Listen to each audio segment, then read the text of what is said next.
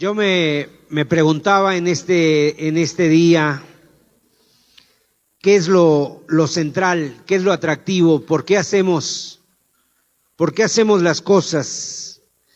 ¿Cuál es el fundamento de un culto como este, de un servicio como este? ¿Por qué nos reunimos cada vez que lo hacemos? ¿Por qué lo hacemos? Y hay algo que nosotros no debemos ignorar, algo que no debemos pasar por alto. Y quiero hablar en este día acerca de la cruz de Cristo.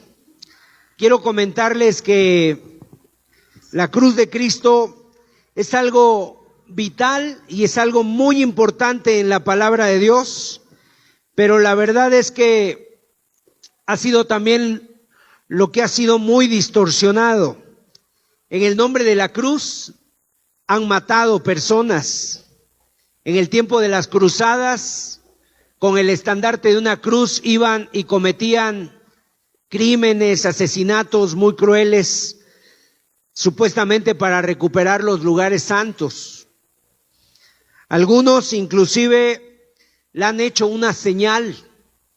Por ejemplo, Constantino, que fue un emperador allá en los primeros siglos del cristianismo, en el siglo III, Constantino, cuando iba, en aquel entonces había 3 emperadores, y entonces Constantino de alguna manera venía conquistando, y cuando dicen que iba a llegar ya a conquistar una parte que le tocaba o que le restaba en Roma, pues él supuestamente tuvo una visión, y en esa visión vio una cruz, y le decía en esa visión que él tuvo: por este signo vencerás. Y entonces ese signo era la cruz, y supuestamente le pedían que sustituyera las águilas imperiales de las insignias de los soldados por la cruz cristiana. Y este emperador fue el que proclamó el cristianismo como la religión oficial del imperio allá en Roma. A su vez, la madre de Constantino, una mujer de nombre Helena, recibió un sueño, y en ese sueño le decían que fuera a Jerusalén a buscar la cruz de Cristo. Pero dice que cuando ella llegó a Jerusalén, en lugar de encontrarse con 3 cruces, con una cruz encontró 3. Y entonces ahora su pregunta era: ¿cuál de estas 3 será la cruz de Cristo? Y entonces empezó a llevar a enfermos, o llevó a un enfermo y los empezó a pasar por las diferentes cruces, hasta que supuestamente llegó a la cruz, la que era de Cristo, porque se dio cuenta que había sanado el enfermo. Y entonces, desde ese entonces, empezaron a hacer de la cruz un amuleto. Empezaron a utilizar la cruz para ponerla como un amuleto, para llevarla a todos lados. La cruz, algunos han orado por ella, han rezado debajo de ella. Y en este día yo quiero hablar de la cruz, de ese madero donde fue proclamado lo más hermoso de la historia. Pero sobre todas las cosas, quiero hablar también de lo que significa. El evento de la cruz es el evento central de la fe. Obviamente el nacimiento de Cristo es importante, pero es más importante la crucifixión de Cristo y la resurrección de Cristo, son más importantes. En el siglo pasado, o en el siglo XVIII, un hombre, el general William Booth, dijo esta frase. No sé si la podemos poner, la frase que dijo el general William Booth. Este hombre fue el general que inició el ejército de salvación, el Salvation Army. Y él dijo: el mayor peligro del siglo XX, obviamente nosotros ya estamos en el siglo XXI, el mayor peligro del siglo XX, él como que veía futuro, estaba en el siglo XIX, y veía que para el siglo próximo iba a venir un peligro. Y el peligro sería este: será una religión sin el Espíritu Santo, un cristianismo sin Cristo, un perdón sin arrepentimiento, una salvación sin regeneración, una política sin Dios y el cielo sin el infierno. Quiero decirles que este hombre lo que estaba haciendo en ese momento, estaba profetizando de lo que iba a venir, del peligro. O sea, y eso que él profetizó hace 2 siglos, lo estamos viviendo el día de hoy. Se vive un cristianismo sin Cristo, se vive un perdón se ofrece un perdón sin arrepentimiento, una salvación sin regeneración. O sea, ya no hay una vida nueva para la salvación, sino que ahora es solamente tú puedes aceptar a Cristo, aceptas a Cristo en tu corazón y ya eres salvo. Se ofrece un cielo, pero obviamente ya no se menciona nada acerca del infierno. Y quiero decirte que los misioneros, las personas que han cruzado las fronteras en algún momento, han tomado la decisión para llegar a aquellos campos, y la decisión que han tomado siempre ha tenido que ver con la cruz. Y es muy claro que en la cruz de Cristo encontramos el poder, encontramos la virtud para llevar adelante la obra de Dios. Y el mayor de los misioneros, que fue el apóstol Pablo, que fue uno de los mayores misioneros que ha habido en la historia del cristianismo. Este hombre recorrió todo el mundo conocido en aquel entonces. Mire lo que decía en 1 Corintios, capítulo 1, verso 22 al 24. Vamos a leer este pasaje y vamos a ir entendiendo. Dice así la palabra de Dios: porque los judíos piden señales y los griegos buscan sabiduría, pero nosotros predicamos a Cristo crucificado, para los judíos ciertamente tropezadero y para los gentiles locura, mas para los llamados, así judíos como griegos, Cristo, poder de Dios y sabiduría de Dios. Pongamos mucha atención en el verso 23. Pero nosotros predicamos a Cristo crucificado, para los judíos ciertamente tropezadero y para los gentiles locura. En los tiempos del apóstol Pablo se estaba dando algo que también se está dando en nuestros días. Por ejemplo, en el ambiente, en la mentalidad, en la expectativa de la gente, encontramos a personas el día de hoy como son los intelectuales, como son aquellas personas que están buscando sentimientos sensoriales. Pablo decía, hablando de los judíos dice, la gente de mi raza, porque él era también judío. ¿Sabes qué buscaban los judíos en aquel entonces? Buscaban señales. Cuando venía un predicador, cuando venía una persona que se proclamaba como profeta, los judíos, entonces ellos estaban desparramados por el Imperio Romano, en las colonias, viviendo ahí. Y ellos, cuando venía una persona, ellos lo que querían era ver milagros, señales, cosas espectaculares que la gente podía demostrar, y que cuando las personas demostraban esas señales, entonces ellos decían, este hombre tiene la autenticación de Dios. O sea, como que decían, si hace señales, viene de Dios. Y entonces, por eso acudían a lo sobrenatural, como una manera de corroborar que el mensaje y el mensajero procedían de Dios. De esa manera ellos podían tener esa certeza. Y Pablo, el apóstol Pablo, era un hombre muy carismático. Él tenía carismas muy grandes.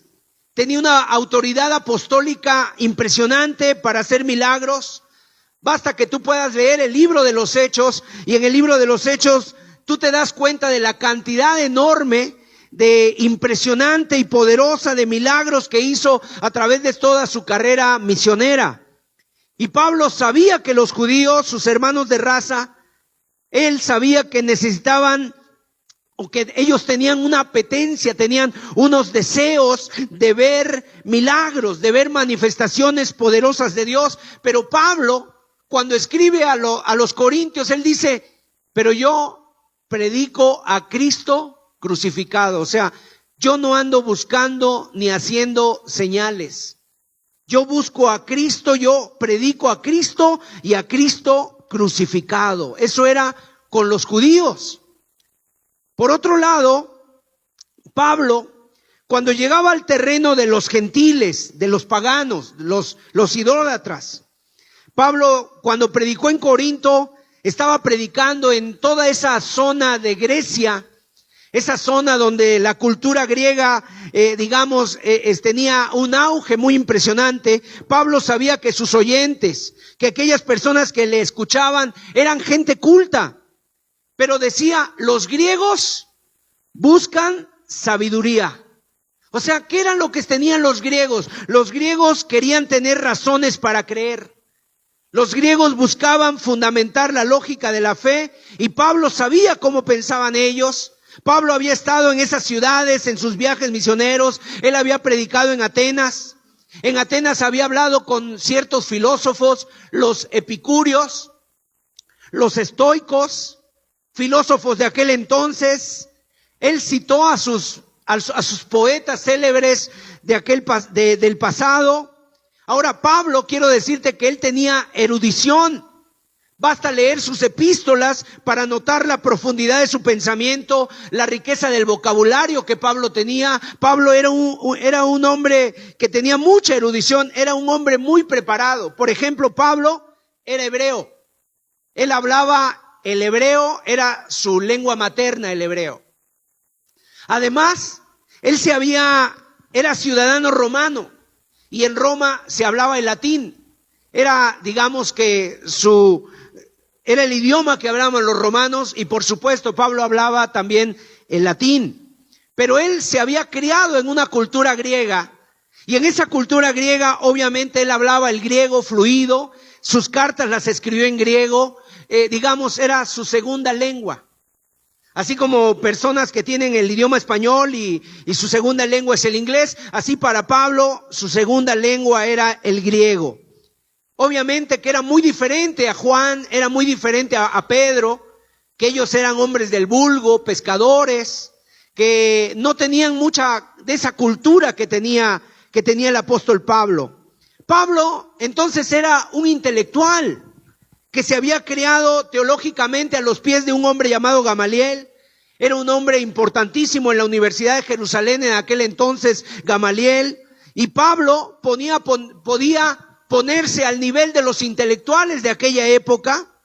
No le faltaba conocimiento. Y él dice, los griegos buscan sabiduría. Pero una vez más vuelve a recalcar Pablo, pero nosotros predicamos a Cristo y a este crucificado. O sea, fíjate nada más. Si bien el apóstol Pablo podía hacer evidencia de su autoridad apostólica a través de los milagros, y también podía mostrar su capacidad intelectual y ponerse al nivel de sus oyentes, de aquellos filósofos, de aquellas personas calificadas en lo intelectual como un brillantísimo pensador, Pablo dice, yo no busco eso, yo ni busco las señales, ni tampoco quiero la sabiduría de este mundo. Yo hago una cosa, yo predico a Cristo y a este crucificado. Y Pablo sabía una cosa, sé que esto que yo predico no le cae bien a los judíos. Cuando los judíos escuchaban hablar de Pablo, de Cristo crucificado, ¿sabes qué era para los judíos? Era un tropezadero.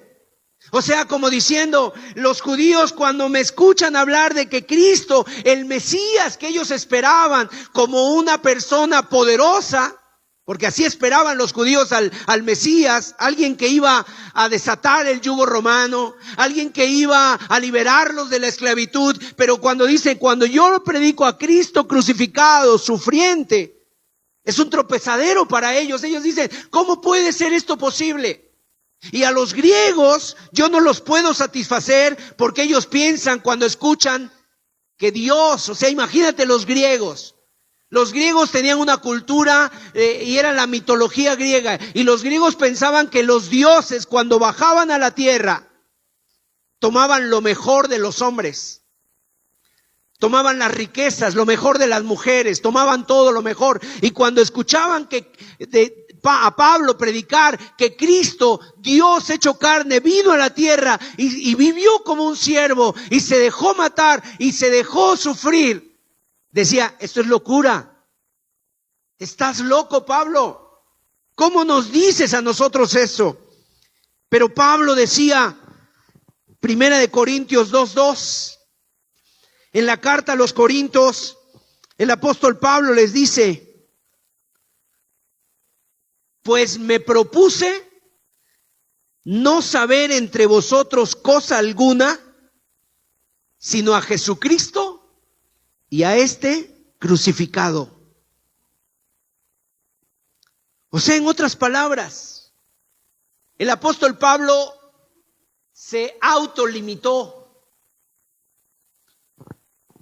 de ser un líder carismático que pudiera hacer milagros, de ser un brillante orador. Él dijo, cuando yo llegué a ustedes con mucha debilidad, con mucho temor, mucho temblor, porque yo lo que quería era que la fe de ustedes no estuviera fundada en otra cosa, ni en las señales, ni en la sabiduría humana, sino en el poder de Dios. Y sin hacer alarde de oratoria, sin jactarse de milagros o de señales o del poder sobrenatural que él tenía para ejercerlo como un apóstol, el apóstol Pablo, él decía, yo me quería asegurar que la fe de ustedes no esté fundada en mi sabiduría ni en las señales, sino que yo quiero que la fe de ustedes esté fundada en el poder de Dios, en el poder de Dios. Y quiero decirles, amados hermanos y amigos, que en este mundo que nosotros vivimos, en este país, México, parte de América Latina, el mundo occidental, 2000 años después, seguimos teniendo esta misma situación. Están los dos polos otra vez. Hay gente, y seguramente aquí entre nosotros también lo hay. En este grupo que ahorita estamos aquí, seguramente también hay esa bipolaridad. Por un lado, hay personas que están buscando las señales. Si yo veo milagros, eso es de Dios. Y la gente se va a ir. Y de hecho dice la Biblia que en los tiempos del fin muchos serán engañados. ¿Sabes por qué? Porque seguirán las señales y los milagros. La gente esperará ver milagros. Y habrá, dice ahí la Biblia en Apocalipsis, que habrá personas que levantarán, resucitarán a los muertos, harán milagros y engañarán a muchos. Pero también está la otra parte. Es algo que está pasando en nuestra vida. También hay la otra que dice, para mí los milagros, eso no importa. Son como los griegos, son como los filósofos. Los filósofos, ¿sabes qué? En los filósofos griegos, tú seguramente desde la secundaria te dejan leer todos esos libros de Aristófanes y todos esos libros del pasado. ¿Sabes qué te dicen? Ahí había pitonisas, había hechiceros, había brujos, había oráculos.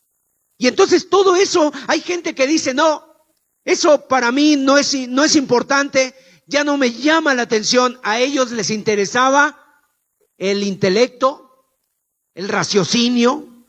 Y hoy tenemos personas que buscan simplemente, a ver, convénzanme, que su mente, que su pensamiento quede satisfecho, y si no lo logran entender, no lo creen.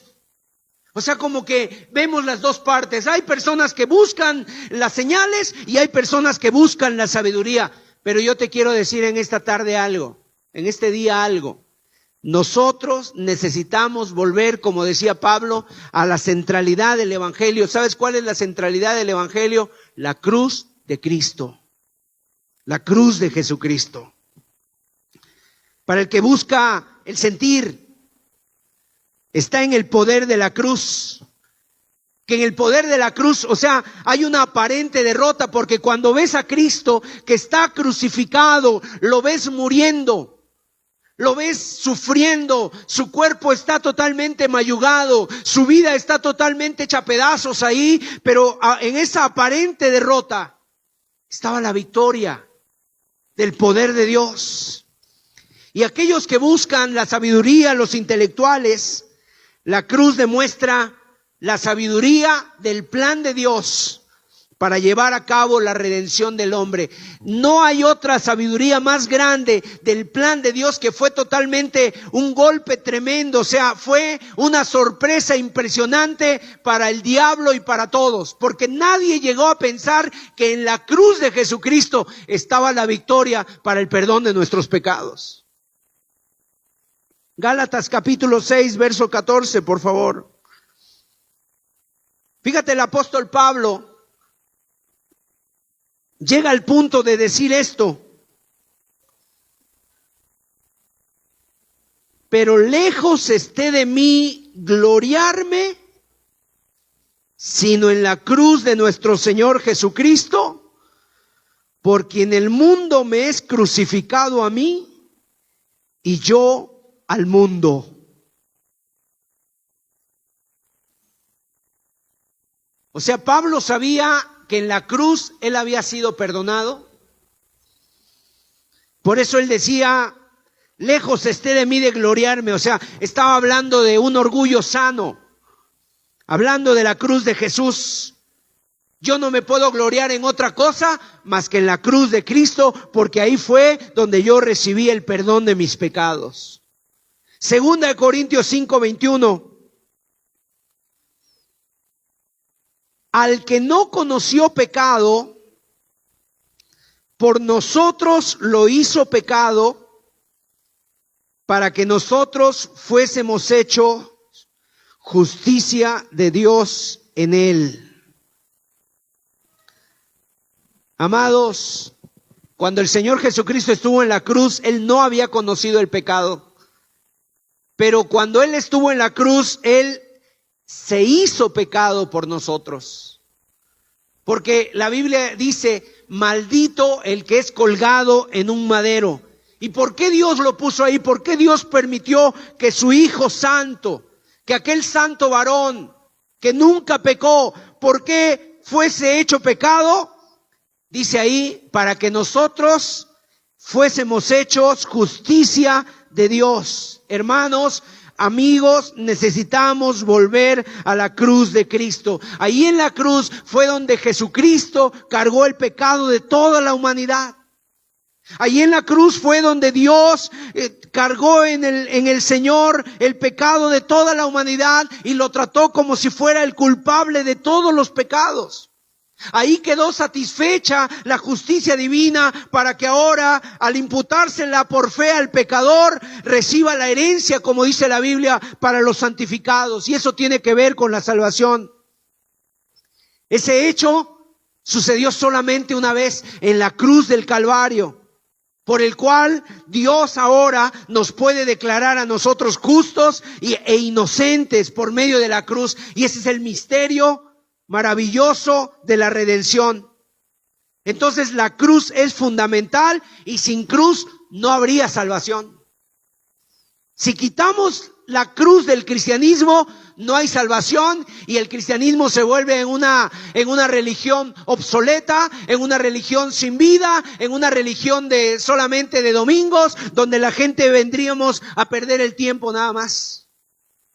La cruz significa que es el medio de Dios, el medio divino para que nosotros podamos ser santificados. ¿Por qué? Para que nosotros podamos ser santificados, y la santificación comienza desde el momento en que nos convertimos a Cristo, y es, por así decirlo, por donde Dios nos va llevando, nos va madurando a lo largo de los años que tenemos en el Señor, y nos permite vivir para ser más y más semejantes a Jesús, y es a partir de la cruz. A partir de la cruz nosotros vamos a ser y vamos siendo santificados. La cruz tiene ese poder. ¿Cómo puedes tú vencer las tentaciones de este mundo? A través de la cruz de Cristo. ¿Cómo puedes vencer los deseos de la carne? A través de la cruz de Cristo. ¿Cómo puedes tú vencer el poder de Satanás? A través de la cruz de Cristo. Gálatas capítulo 5, verso 24, dice aquí la Escritura, esta palabra. ¿Hay alguien de los presentes que ha estado batallando mucho con los deseos de la carne? ¿Hay alguien entre los presentes que dice, ¿cómo puedo enfrentar, hermano, las tentaciones de este mundo? Dice aquí, Gálatas 5:24, pero los que son de Cristo, ¿qué dice? Han crucificado. O sea, han puesto su vida en la cruz. Han crucificado la carne con sus pasiones y deseos. ¿Sabes a qué se refiere la carne? La carne se refiere al viejo hombre. Esa antigua vida con la inclinación al pecado, al egoísmo, de donde venimos todos.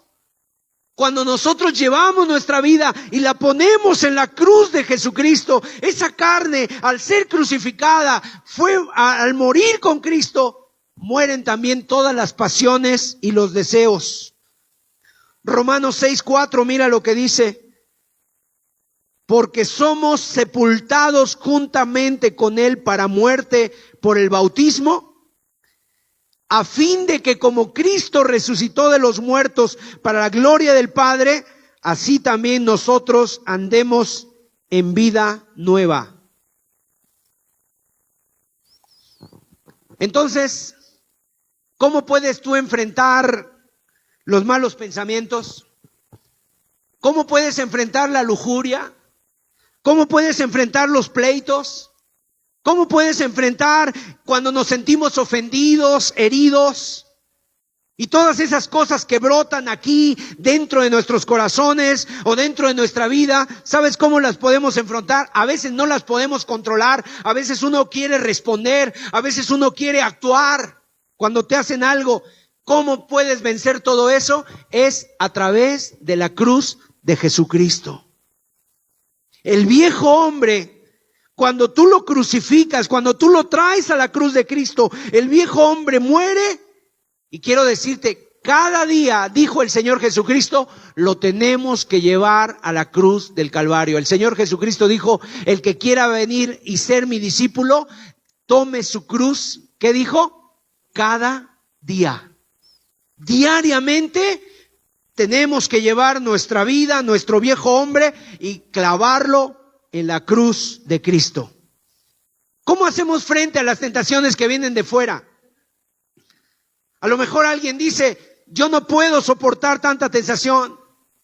El mal vocabulario de la gente en mi trabajo, los anuncios inmorales en la calle, los programas indecentes, los compañeros que tengo en el trabajo, en la escuela. ¿Qué de las miles de tentaciones que me ofrecen hoy? O yo que soy joven, dice alguien por ahí. ¿Cómo puedo enfrentar todo eso? ¿Cómo puedo resistir? ¿Cómo me puedo mantener firme? Bueno, el apóstol Pablo en Gálatas dice que en esa cruz yo he crucificado al mundo y el mundo me ha crucificado a mí.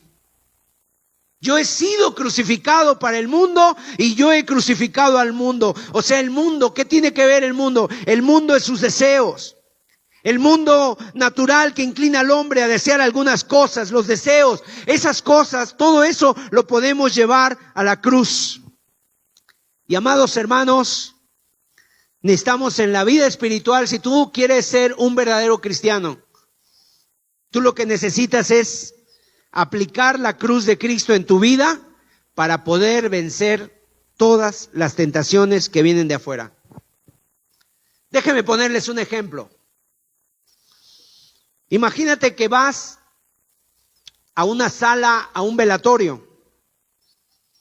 Y cuando tú llegas a ese velatorio, pues está el cajón, el ataúd. Y te asomas y está el muerto. El difunto. Es un momento doloroso seguramente, pero tú ves algo. El muerto está inerte, no se mueve. no parpadea, no pestañea, está muerto. Y si tú le hablas al muerto y le dices, oye, escúchame, el muerto no responde, porque está muerto. Si tú lo acariciaras, si tú te acercaras, lo pellizcaras, lo jalaras, lo empujaras, el muerto no va a reaccionar porque muerto está. O sea que no sale nada, por así decirlo. Está muerto, ni de adentro ni de afuera, no hay nada, sencillo, está muerto, es insensible. Pero ahora imagínate otra cosa, otra imagen, que el muerto está en el cajón y de pronto cuando tú te acercas por ahí, abre los ojos y te dice, Sergio, ¿qué haces aquí? Imagínate, aparte del susto que te pegaría, en un momento dado, tú tal vez hasta reaccionarías y le decías, pero usted ¿por qué habla? Cállese, porque usted está muerto. Está muerto.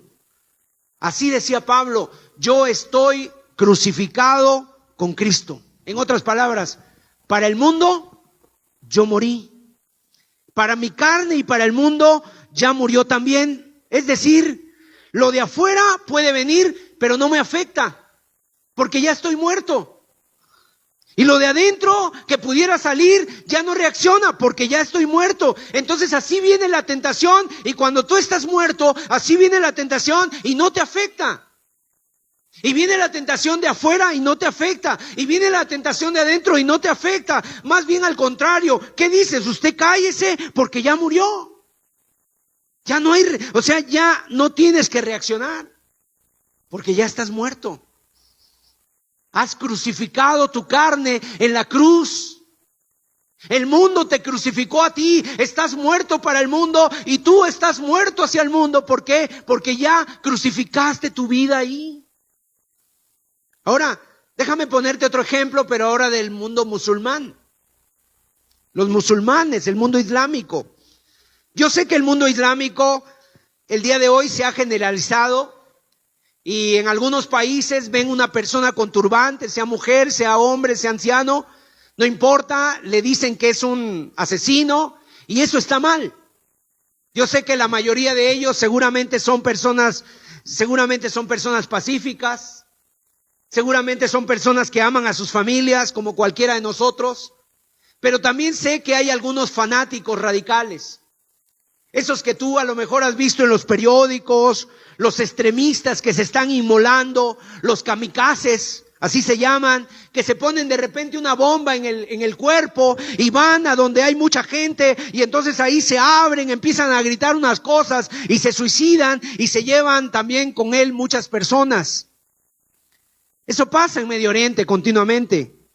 Pero mira, déjame decirte que aún esos que se suicidan, aún esos kamikazes no son criminales, no son, digamos, malhechores o delincuentes. A veces son gente educada, a veces son pilotos de aviones, que son ingenieros, a veces son personas muy educadas que tienen hijos. ¿Sabes cómo se llaman entre ellos? Misioneros extremistas. Ellos lo hacen por su religión. Lo hacen por una convicción en su vida, la supuesta llamada yihad, la guerra santa, y lo hacen para luchar contra los infieles, y lo hacen con una esperanza, inclusive para tener una esperanza en el tiempo del fin, porque a ellos les han prometido que cuando ellos hagan eso, entonces Alá los estará esperando en el paraíso con miles con miles de premios que van a recibir en el paraíso. Ahora, ¿ellos cómo se preparan? Tú puedes ver, por ejemplo, en los diarios, puedes ver ahí en el YouTube, inclusive el día de hoy que hay mucho internet, cómo sucede esto. Hay videos de cómo los entrenan. Son adoctrinados por el Islam, son adoctrinados y son fanáticos. Asistieron a alguna escuela donde los reclutaron, donde les empezaron a decir la manera en que se tenían que preparar, ese acto de entrega, de rendición total de sus vidas, que ellos entienden qué es lo que Alá les está pidiendo. Y llega un momento en que su líder El líder de ellos los llama y les dice, a ver, ¿quién es el próximo? ¿Quién quiere ir y suicidarse? Y entonces ellos, por ahí tal vez un muchacho levanta la mano y dice, yo soy el próximo. En ese momento ese muchacho se despide de sus seres queridos, hace un video inclusive con saludos finales de despedida, se coloca todo el cinturón de explosivos y entonces se dirige al centro donde va a ir y donde hay mucha gente y encontrará cientos de personas y en un momento dado en medio de esa multitud aprieta el botón y vuela con todos. Yo te pregunto, ¿cuándo murió ese muchacho? Ese muchacho no murió al explotar el botón. Ese muchacho murió un día anterior, cuando tomó la decisión de hacerlo. Cuando tomó la decisión de hacerlo, el día anterior que se despidió y murió, ahí siguió vivo ese día, siguió vivo esa mañana, pero realmente ya estaba muerto.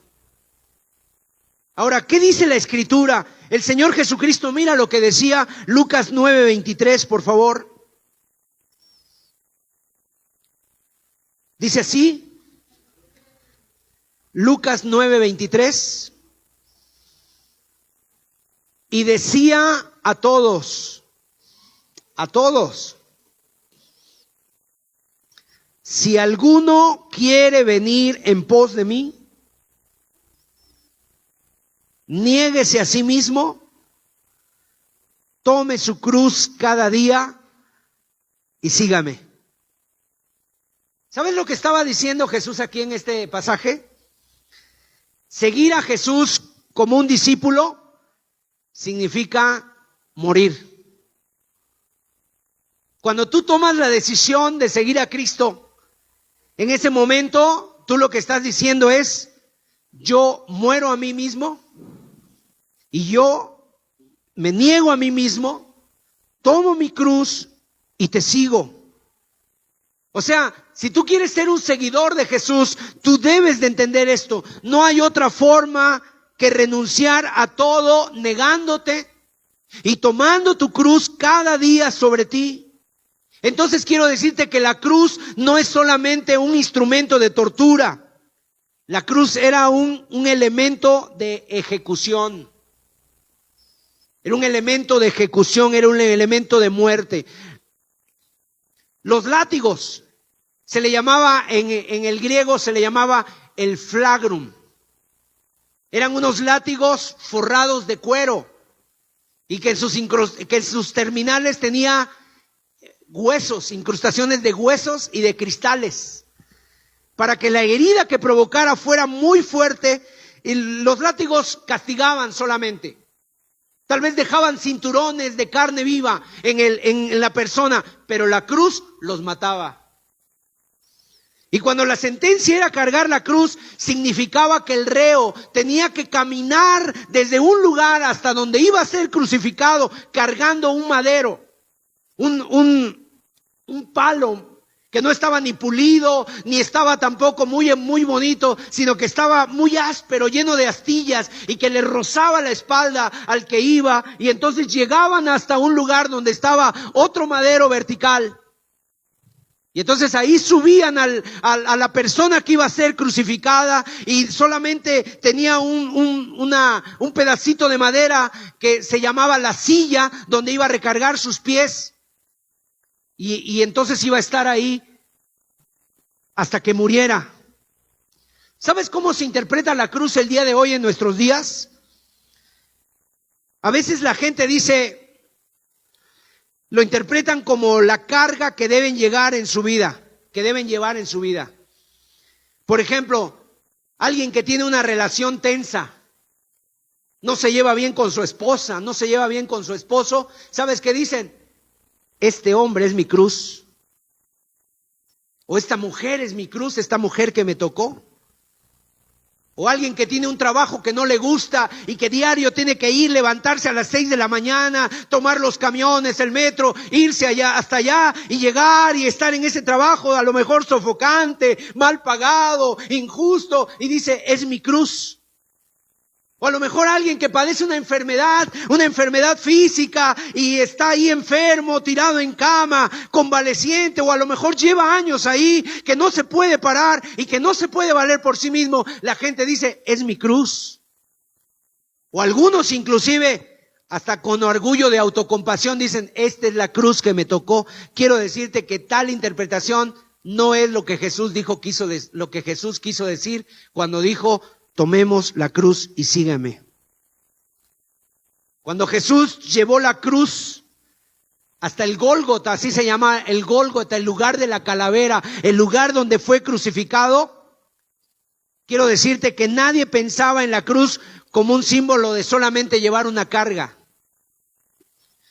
Para una persona del primer siglo, la cruz significaba solamente una cosa nada más, significaba la muerte de la manera más humillante, más dolorosa que cualquier ser humano pudiera experimentar. Eso significaba la cruz. La cruz donde apareció, los primeros que usaron las cruces fueron los egipcios, después otras culturas, pero mira, los romanos la perfeccionaron. Y la hicieron un instrumento tal de tortura que la gente iba sufriendo desde antes de ser crucificado, ya iba sufriendo. Y obviamente el desenlace venía lo más cruel que se pudiera. Cuando era puesto en el madero, le clavaban unos clavos de 18 centímetros en las muñecas, no en las manos, sino en las muñecas, porque las muñecas se desgarran fácilmente. Entonces la clavaban no en las manos, en las muñecas, y le clavaban en los pies.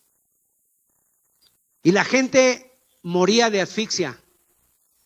Entonces cada respiro que hacía era como morir. En los tiempos de Jesús, entonces la cruz representa la muerte más tortuosa que hubiera. Por eso el Señor Jesús, cuando dijo, toma tu cruz y sígueme, ¿sabes qué significa? Significa, si estás dispuesto a morir para seguir a Jesús. Eso se llama morir a mí mismo. Yo quiero decirte que el hablar de la cruz, para muchos, es un tropezadero. Hermano, no hables de ese mensaje. Ese mensaje, en lugar de alentarnos y de esperanzarnos, ya de por sí los problemas que yo tengo en mi casa, y luego vengo y me hablas de la cruz, eso me tropieza. Háblame de cosas lindas. En las iglesias se ha quitado este mensaje. En las iglesias tú puedes oír hablar de prosperidad. Mira, Dios te quiere hacer rico. Dios te quiere prosperar. Dios quiere que te sientas muy bien. Ese es el mensaje que se está predicando, porque es el mensaje que la gente quiere oír. Es un mensaje que a la gente le va. Pero otras personas lo que quieren es sabiduría. A ver, hermano, lléname de sabiduría. ¿Qué nuevo tienes para mí? No, el mensaje de la cruz es un llamado a la entrega absoluta. Pero a pesar de que el llamado es duro, la recompensa es inigualable. La recompensa no tiene igual. Donde quiera que Jesús iba, Él atrajo multitudes. Multitudes le seguían. A pesar de que esas multitudes lo siguieron, a menudo el Señor, quiero decirte que ellos tenían un punto de vista del Mesías muy diferente a lo que Jesús era. Ellos se imaginaban un Mesías que instauraría otra vez el reino. Ellos creían que los liberaría de la opresión. Ellos creían, inclusive los mismos discípulos, no sabían en un momento dado qué iba a hacer Jesús o qué iba a hacer con Jesús, y pensaban que el reino sería muy pronto, y eso le preguntaban al Señor: Señor, ¿cuándo va a ser la venida del reino? Señor, dinos. Pero cuando Jesús comenzó a decirles, el Hijo del Hombre va a morir a manos de los romanos, a manos de los pecadores, a manos de los líderes y sus gobernantes, su popularidad del Señor Jesús se vino para abajo. En un momento dado él habló de su muerte y ¿sabes qué? Él estaba así y de repente Pedro se acerca y le dice, Señor, preocupado Pedro, le dice, Señor, todos los que te seguían se han ido. Y Jesús se voltea y ve a Pedro y le dice, ¿y ustedes se quieren ir también? ¿Sabes por qué? Porque les había hablado de la cruz, les había hablado de la muerte, de su propia muerte. En una ocasión Jesús estaba predicando y 3 personas se acercaron con él.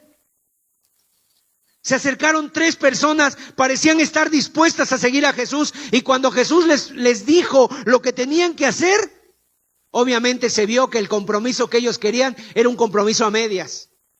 A uno le dijo, ven y sígueme. Este hombre dijo, no, es que déjame enterrar a mi padre primero. No sabemos si su padre ya había muerto o todavía tardaba años para morir. Pero lo que quería decir es, tengo cosas que hacer primero. Déjame que primero vaya y me despida de mis amigos, dijo el otro. Otro le dijo, Señor, te seguiré a donde quiera que vayas. Y el Señor le dijo, mira, en mi caminata no hay hoteles 5 estrellas, no hay buena vida que yo te pueda prometer. Y el hombre no dijo ninguna palabra más. Y los 3, ninguno de ellos le siguió. Entonces, seguir a Jesús, queridos hermanos y amigos, el día de hoy, ser cristiano tal vez parece muy fácil.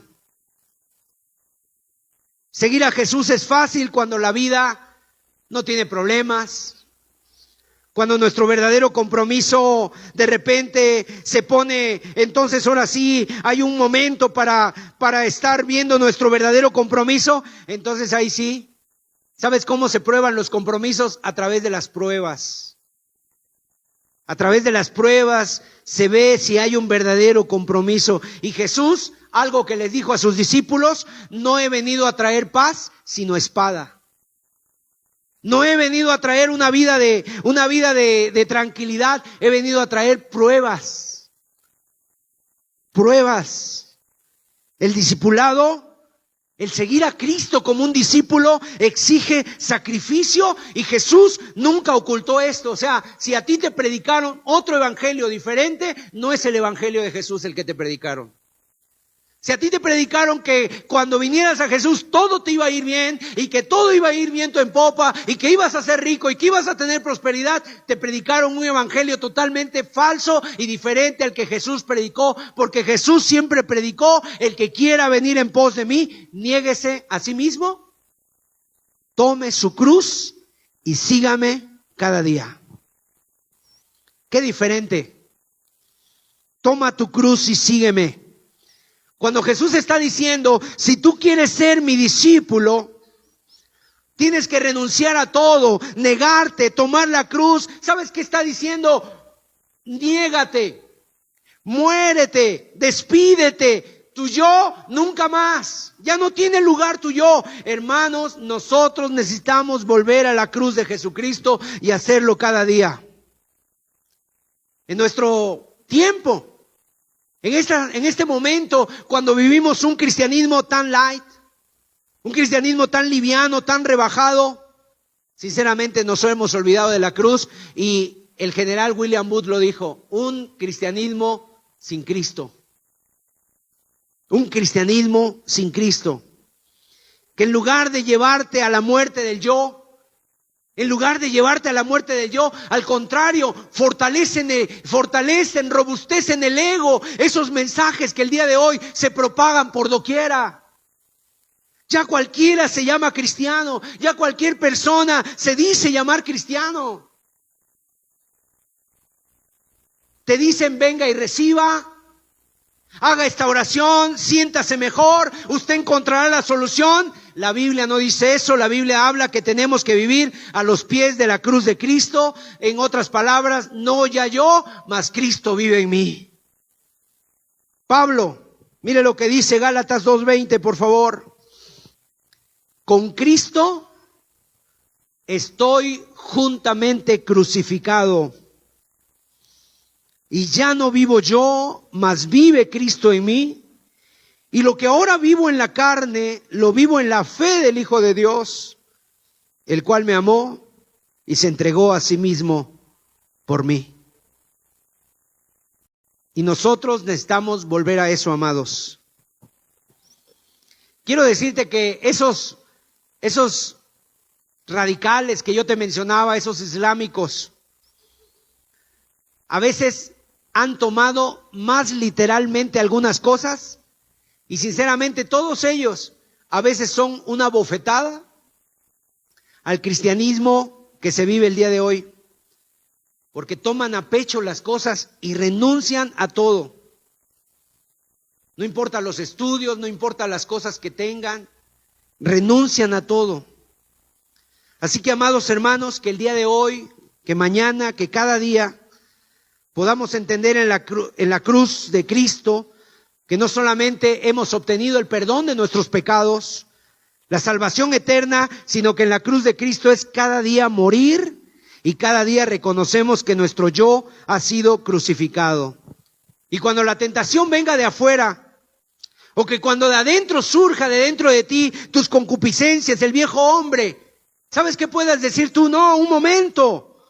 Si ya murió, esto ya no tiene cabida en mí, ya murió, no tiene que hacer nada. En otras palabras, cuando ese viejo hombre se quiera levantar otra vez en ti para tomar represalias, ante los insultos, ante las heridas, ante que la gente está hablando esto y el otro, mira, en lugar de hacer algo, no, ya no te hace mella, ya te resbala, ya no, o sea, porque tú le puedes decir, no, usted cállese porque usted ya murió. Usted ya murió, ya. El remedio para el pecado, el remedio para la tentación, el remedio para todo ese ego y para el poder del enemigo está cuando nosotros tomamos la cruz de Cristo. Por eso Pablo decía, para los judíos predicar la cruz de Cristo les parece un tropezadero, es una tontería, es una locura. Para los griegos, les dice, es locura. Para los judíos, es un tropezadero, es una exageración, es algo incomprensible. Pero decía Pablo, le guste a quien le guste a quien, y le deje de gustar a quien le deje de gustar, yo predicaré la cruz de Cristo. Déjame comentarte los misioneros en el campo. Misioneros que el día de hoy pudiéramos contar a muchos de ellos, seguramente muchos. 5 jóvenes fueron el siglo pasado a Ecuador. Entre ellos iba un piloto y había otro joven. Todos eran jóvenes, unos de ellos, la mayoría casados. Dejaron a sus esposas en los campos, en las bases misioneras. Eso fue allá en Ecuador. Empezaron a tener contacto con una tribu que nunca antes habían tenido contacto, se llaman los Aucas. Y usted puede leer esta historia en un libro que se llama Portales de Esplendor. Y esas personas empezaron a tirarles regalos a los Aucas. Los Aucas los recibían y en la avioneta también ellos diseñaron algo para que también pudieran comunicarse y les enviaron regalos a través de una canasta y los Aucas mandaron también regalos para ellos. Ellos los tomaron así como regalos, les enviaron un loro.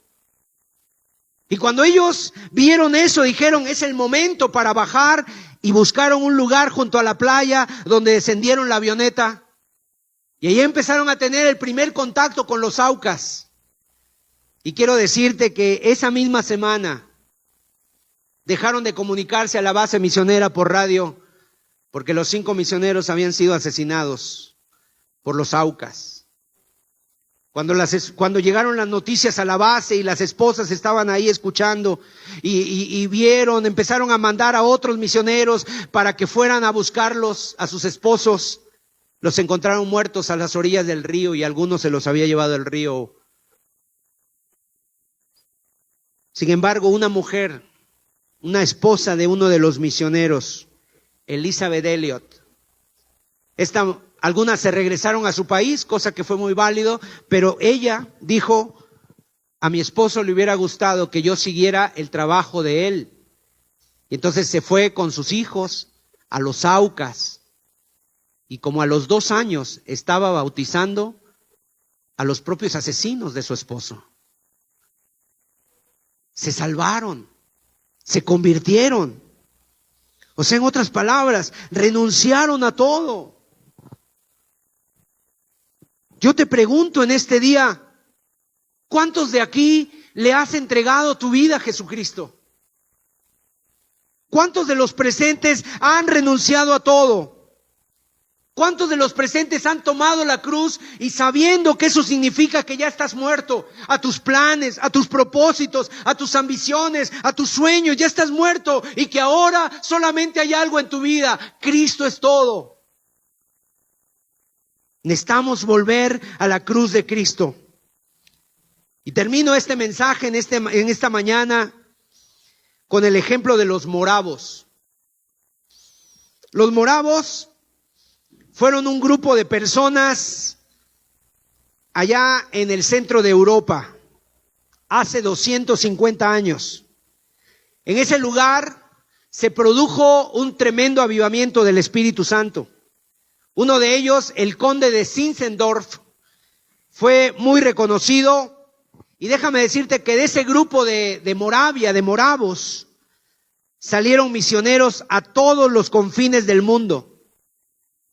En un momento dado, ellos se fueron a Groenlandia, vinieron a Centroamérica, se fueron al Medio Oriente, al Lejano Oriente, a Asia. Fue un movimiento misionero que impulsó las misiones contemporáneas como ningún otro. Otros hombres fueron influenciados por ese movimiento, como fue Wesley, William Carey. Y los misioneros que salían de Moravia, en lo que ahora sería parte de Alemania y Checoslovaquia, algunos salían, y quiero decirte, hay una anécdota muy impresionante. 2 jóvenes se vendieron a sí mismos como esclavos para poder ir a una misión y predicarles a los esclavos. Ellos mismos se vendieron. En otras palabras, fueron a una isla como esclavos con el fin de testificarles de Cristo. Y sabes una cosa, no había posibilidad de retorno, no existía la opción de si no me gusta, me regreso a casa, no había boleto de regreso. Ellos mismos se habían vendido a un traficante de esclavos para llevar el evangelio allá, y cuando estaban en el barco y zarpaba, su padre, sus padres, sus hermanos, la gente de la comunidad, los hermanos los observaron partir, y de pronto uno de esos misioneros gritó estas palabras: ¿acaso el Cordero de Dios no merece recibir toda la recompensa por su sufrimiento? ¿Acaso el Cordero de Dios no es digno de que hagamos esto? Y esto es mínimo para lo que Él hizo, porque Él fue el primer viaje misionero que hizo. Él dejó el cielo, amados, y vino aquí a la tierra. Ellos consideraron sus vidas sin valor alguno, porque el Cordero de Dios es digno. Y Él sigue siendo digno de recibir toda la gloria y la honra. El Cordero de Dios. Estos moravos, quiero decirte que algunos también de ellos se llevaban sus propios ataúdes. Ellos eran carpinteros allá en Moravia, y cuando un par de misioneros, siempre salían de 2 en 2, cuando un par de misioneros salían, algunos de ellos hasta se mandaban a hacer su ataúd y se lo llevaban en el barco, porque sabían que iban a morir en ultramar y sabían que no iban a regresar. Iban a dejar sus cuerpos en la tierra de misión, y tal era la pasión, tal era la entrega, tal era el renunciamiento. El lema de ellos, el preferido en sus cultos, era: el Cordero de Dios que fue inmolado es digno. Tenían en alta estima y en tanto amor la cruz de Jesús, el Cordero de Dios y la sangre que derramó para ellos, que ningún sacrificio fue demasiado grande, y estaban dispuestos a lo que fuera. ¿Sabes una cosa? Estas personas revolucionaron la cristiandad en aquel entonces. y dejaron la secuela a lo largo de los años. Hay una película que se llama Los Primeros Frutos. Esa película tú la puedes buscar, la puedes ver. Es una película que habla de este movimiento de los moravos. Sus cultos de oración, ¿sabes cuánto duró un culto de oración que ellos tuvieron? Ininterrumpido las 24 horas. 100 años. Más de un siglo duró. Y fue motivación para que otras misiones aparecieran por toda Europa. Y déjame decirte que gracias a esos moravos, el evangelio nos llegó aquí a nosotros, a este país, de mucho paganismo, de mucho pecado, de mucha maldad. Cristo llegó a través de estos hombres y nos dieron la esperanza de vivir una vida diferente, porque el Cordero que fue inmolado es digno. Quiero decirte que la cruz de Cristo hiere y ofende al yo. Al yo no le gusta la cruz de Cristo, al orgullo humano. Pero en la cruz de Cristo es donde nuestras almas hallan descanso. Lo que yo no podía por mis fuerzas, lo que yo no podía por mi disciplina espiritual, lo encuentro solamente en la cruz de Jesucristo. Y tal vez haya entre nosotros alguien, amados, que te estás esforzando y quieres procurar vencer el pecado, aquel vicio recurrente en tu vida, la inmoralidad que de repente viene a tu vida, el mal carácter. ¿Sabes qué? Te puedes ver librado de ello, lo puedes terminar el día de hoy. ¿Cuándo? Cuando tú le digas al Señor de todo corazón: Señor, en este día yo quiero seguirte, quiero tomar la cruz. Quiero tomar la cruz, muero a mí mismo.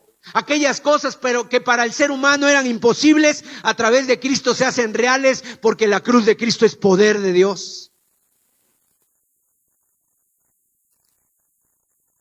Si tú te preguntas en este día: hermano, yo creo que estoy listo para tomar la cruz, creo que quiero tomar la cruz. Bueno, considera antes estas preguntas. Tal vez para ti no signifique ahorita la muerte. La pregunta no es que si estás dispuesto a morir. En algunos lugares, obviamente, la gente muere por causa de Cristo. Pero la pregunta es: ¿estás dispuesto? ¿Estás dispuesto a seguir a Jesús si esto significara renunciar a la pérdida de tu reputación? ¿A que todos hablaran de ti?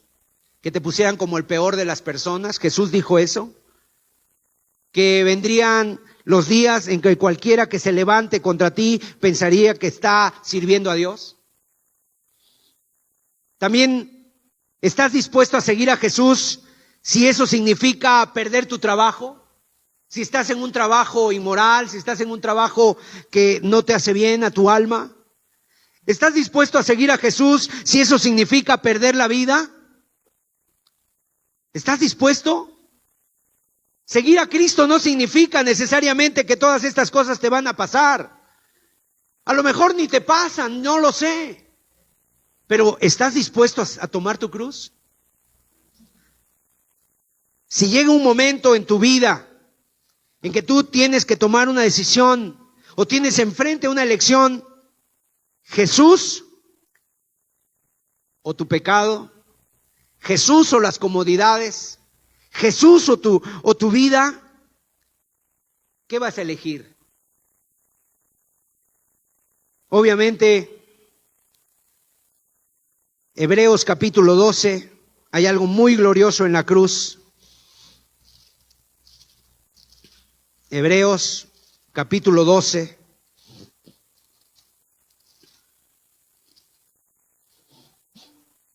Versículo 2. Puestos los ojos en Jesús, el autor y consumador de la fe,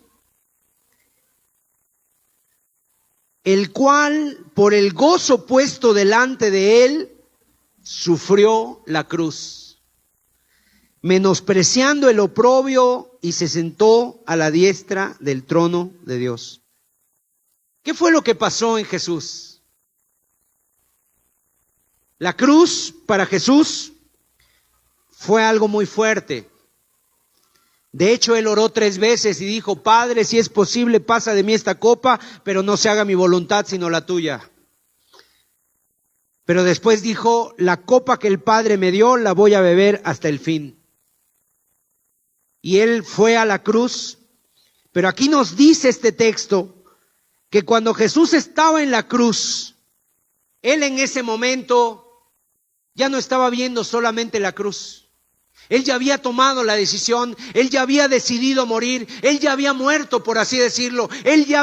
¿Cuándo murió Jesús realmente? Cuando tomó la decisión de tomar la copa del Padre hasta el fin. Ahí murió el Señor Jesús. Y entonces cuando fue a la cruz, él sí sentía el dolor, sí sentía el oprobio, sí sentía el menosprecio, sí escuchaba todo eso que le decían los escupitajos, bájate de ahí, maldito, y le empezaban a gritar. Pero ¿sabes lo que estaba viendo Jesús? Estaba viendo el gozo puesto delante de él. ¿Cuál era el gozo que había puesto delante de él? ¿Cuál era el gozo que tenía delante de él? No era el cielo, porque Jesús había venido del cielo y él sabía que iba para allá. ¿Sabes cuál era el gozo? El ver personas como tú y como yo, hundidas en el pecado, hundidas en la miseria, hundidas en la maldad, rescatadas y regeneradas y redimidas para gloria de Dios.